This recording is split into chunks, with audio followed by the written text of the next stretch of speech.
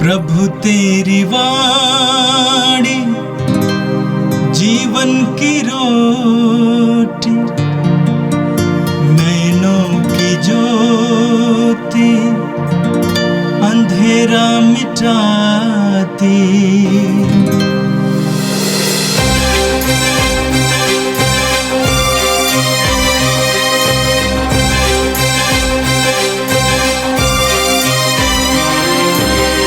प्रभु तेरी वाणी जीवन की रोटी, नैनों की ज्योति अंधेरा मिटाती।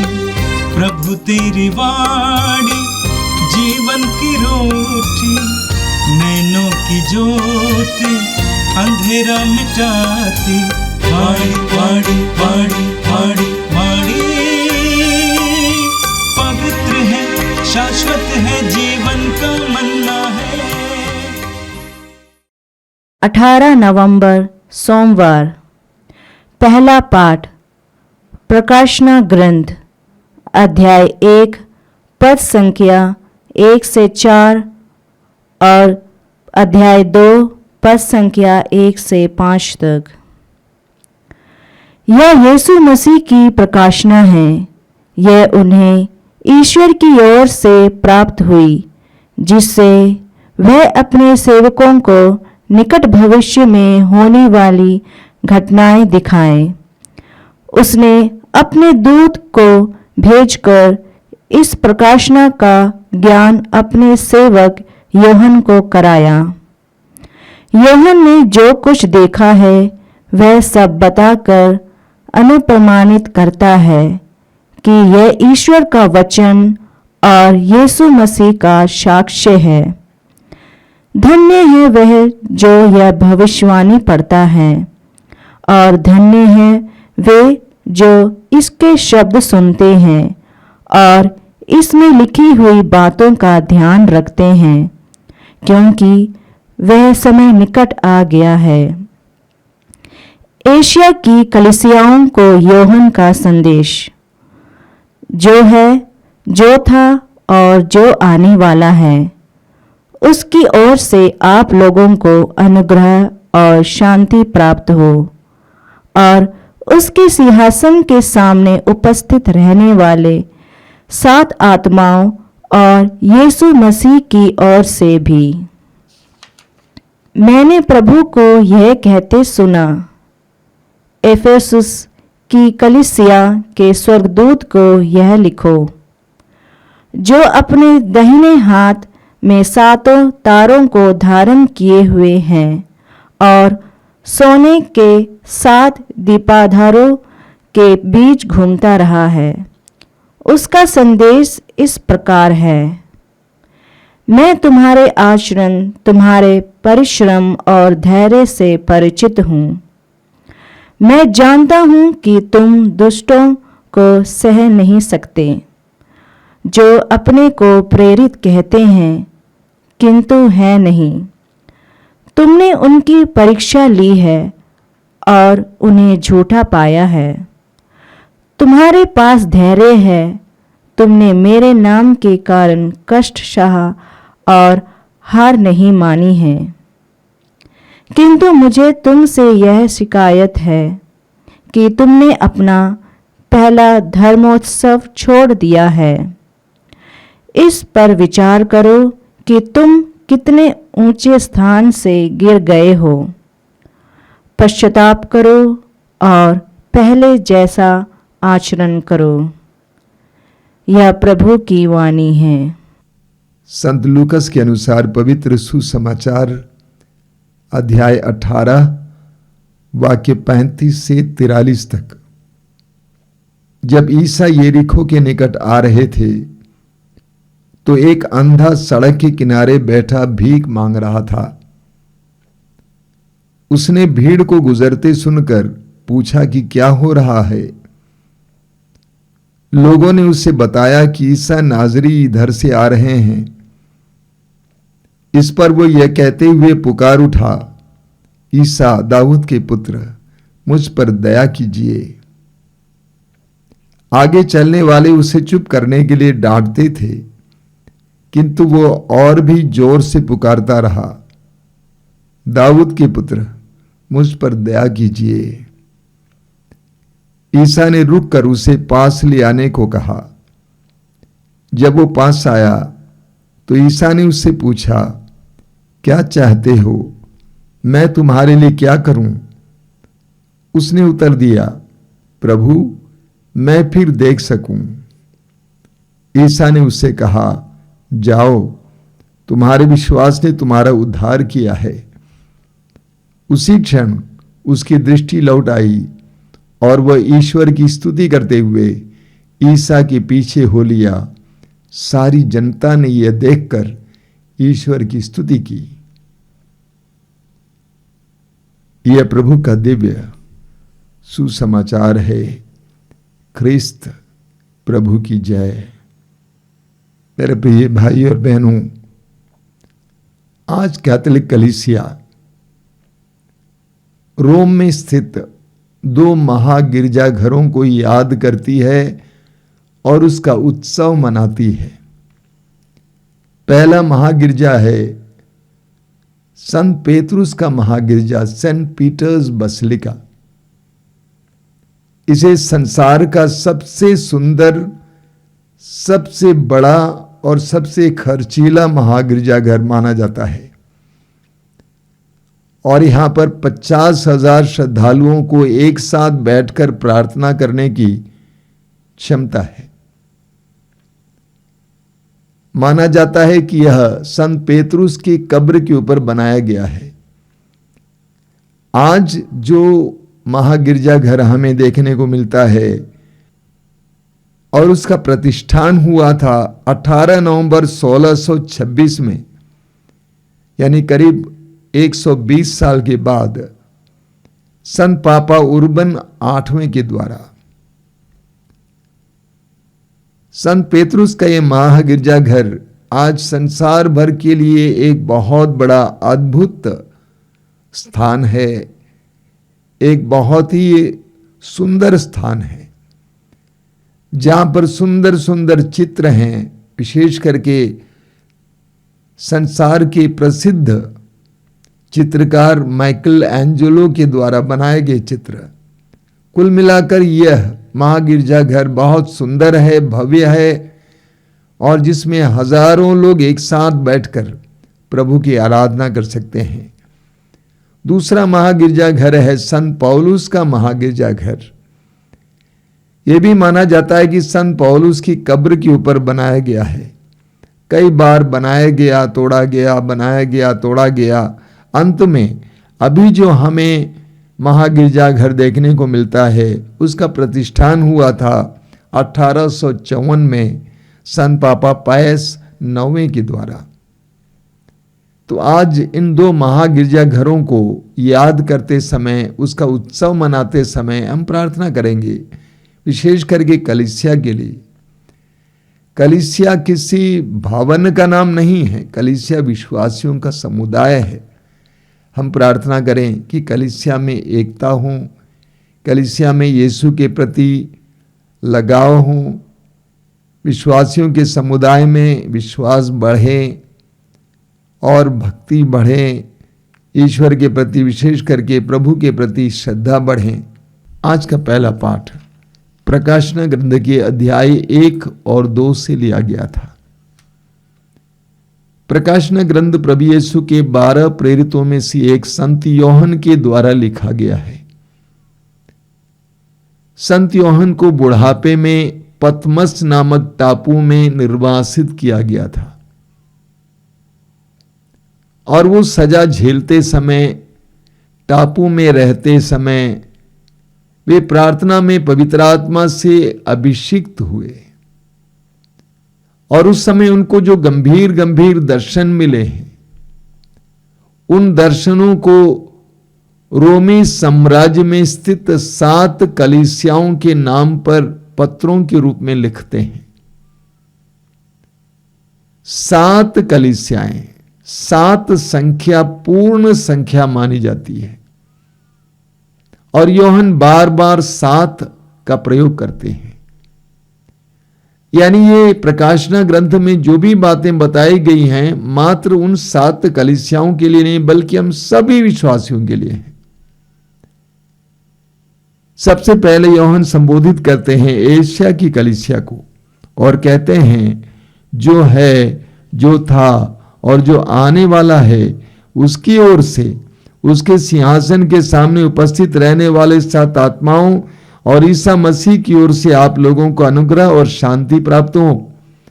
मसीह विश्वसनीय साक्षी, पुनर्जीवित मृतकों में से पहला उठे और पृथ्वी के राजाओं के अधिराज हैं।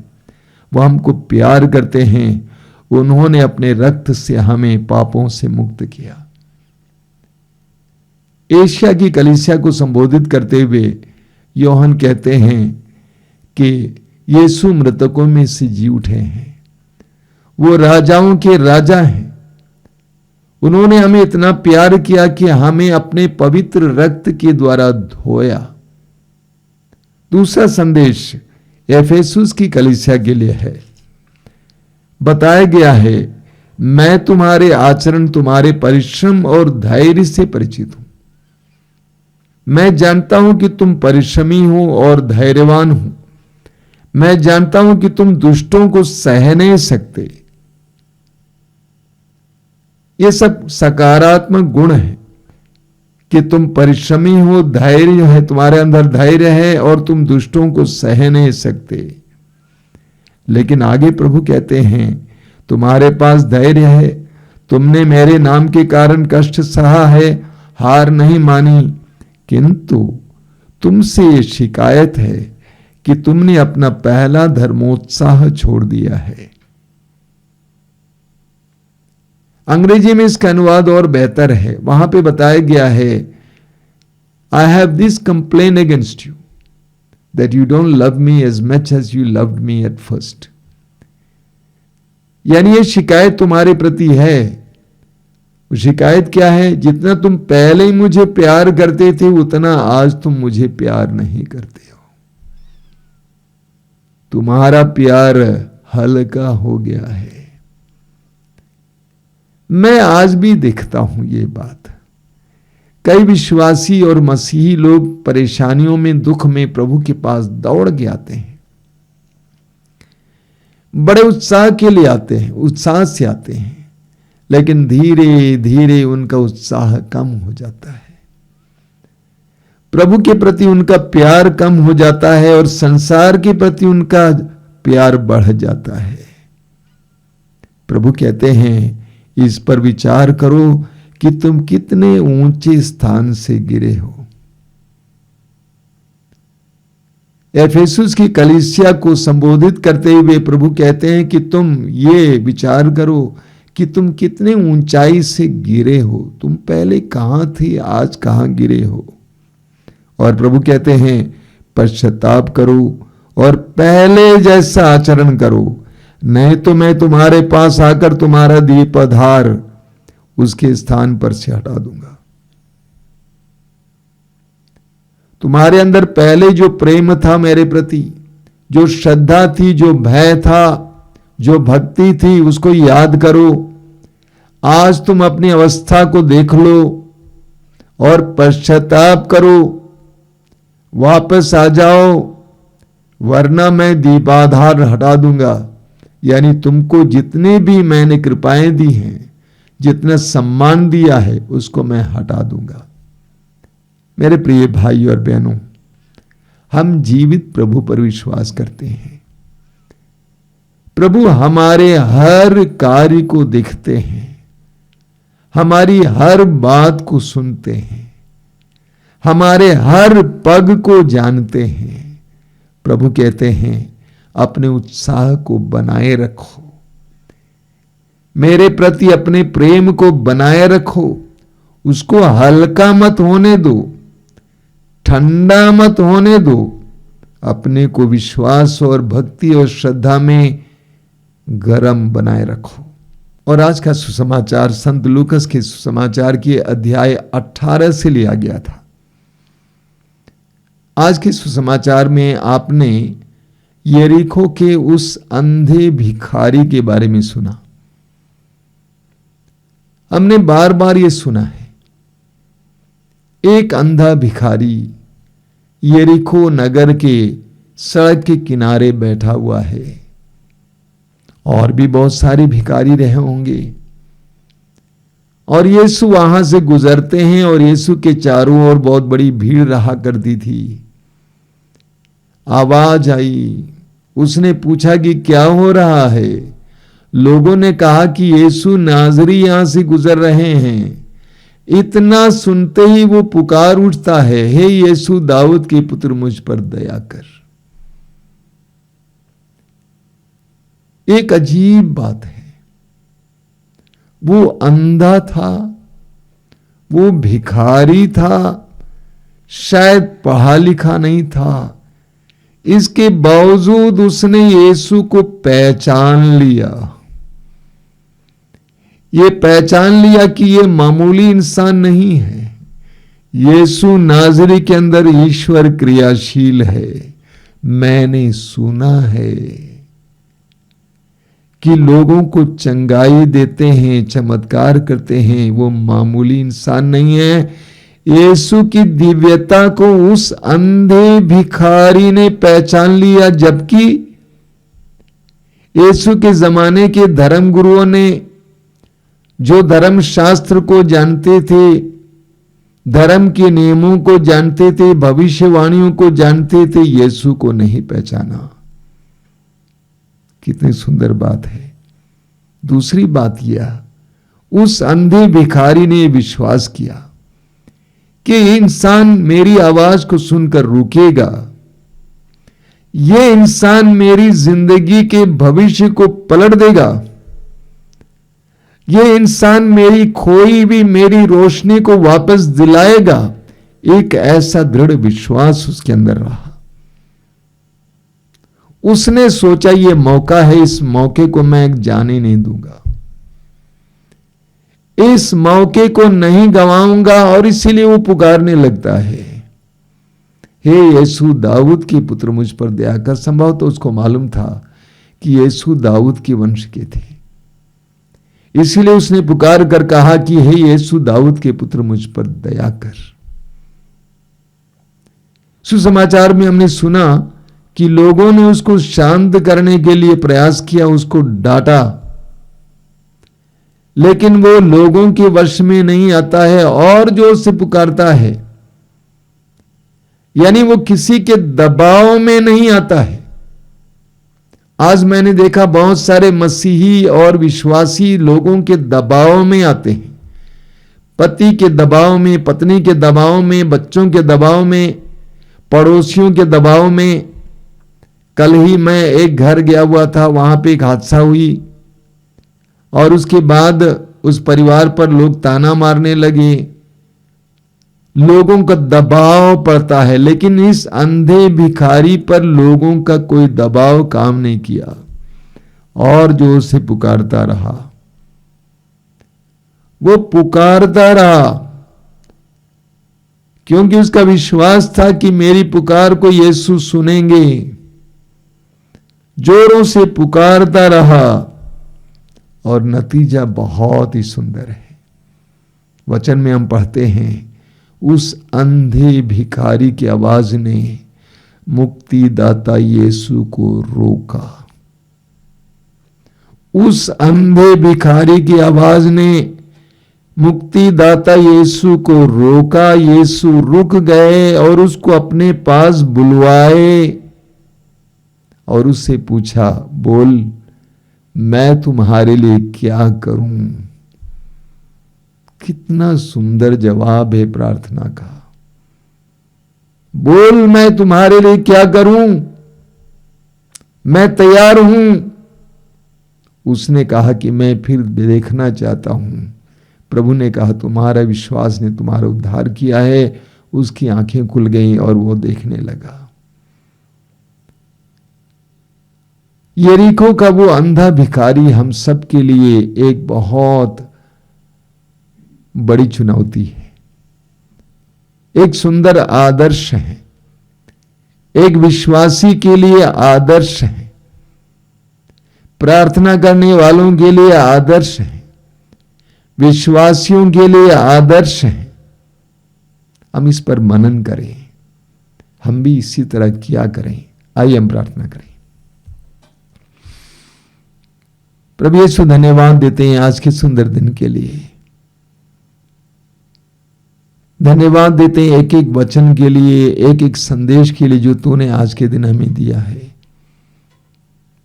हम तुझसे प्रार्थना करते हैं, विशेष करके आज जब हम संत पेतरुस के महागिरजाघर और संत पौलुस के महागिरजाघर को याद करते हैं, उसका उत्सव मनाते हैं, हम तुझसे प्रार्थना करते हैं कि हमें अच्छे विश्वासी बना, हमें अच्छे विश्वासी बना, अच्छे मसीही बना। न केवल वाणी में, न केवल बातों में, बल्कि काम में भी, अपने कार्यों में और जीवन में भी अच्छे मसीही और विश्वासी बना। ये प्रभु यीशु इन वचनों को सुनने वाले मेरे भाई बहनों को आशीर्वाद देना। आज का संपूर्ण दिन उनके लिए कृपा का दिन बने, आशीष का दिन बने। हमारी इस प्रार्थना को ग्रहण कर, आमीन।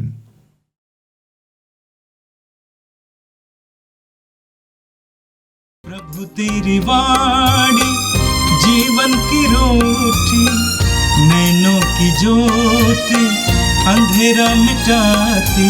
वाणी वाणी वाणी वाणी वाणी पवित्र है, शाश्वत है, जीवन का